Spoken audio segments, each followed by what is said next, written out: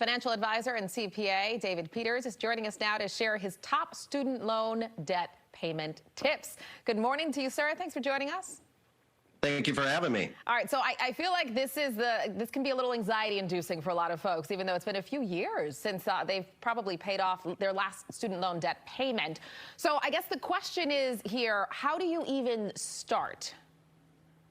Well, I think that you hit the nail on the head. I mean, for a lot of us, it's just been a while. It's been a few years. And so we're out of the habit of making that payment every month. And so we need to get back in the habit. And so one of the ways that you can do that is start either setting aside money now in the amount that you would pay into maybe a savings account. Or you can start paying down the debt right now as well. I mean, there's most of the time there's not any issue with paying off the debt early. Gotcha. And I would imagine, too, because there have been some changes during the pandemic in the last few years, find out who your loan servicer is before you start making those payments, correct? Yeah, and because your loan servicer can change, and so kind of on that topic too. I mean, one of the things that you can look at is the possibility of refinancing. That is something that is out there. You can refinance student loans. What's the catch with that, if any? What should you know ahead of time? I mean, I think the big thing to watch out for is fees and also pay attention to interest rates. I mean, in general, we want to keep our fees low and we want to keep our interest rates low as well. And so just make sure that if you are going to refinance, make sure that you understand just the terms of that loan. Also understand what the repayment period is on that refinance loan. What do you do if you know you're going to be struggling to make these payments? Are there any options for folks out there?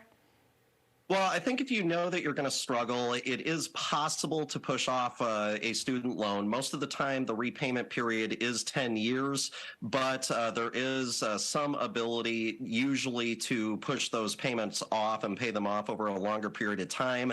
The downside to that, though, is that you're going to be paying more interest. Yeah. And so in general, we want to try to get those payments paid off as quickly as we can and try not to push it out. But if you don't have a choice, then maybe that's what we need to do. And folks might have the option to do it make payments according to their income, correct? Yeah, there is some ability to make payments based on your income as well. And again, that's where reaching out to the loan servicer is really going to be your best bet, or looking at potential refinance options as well. And so sometimes they will cut down on the payment amount based off of your income.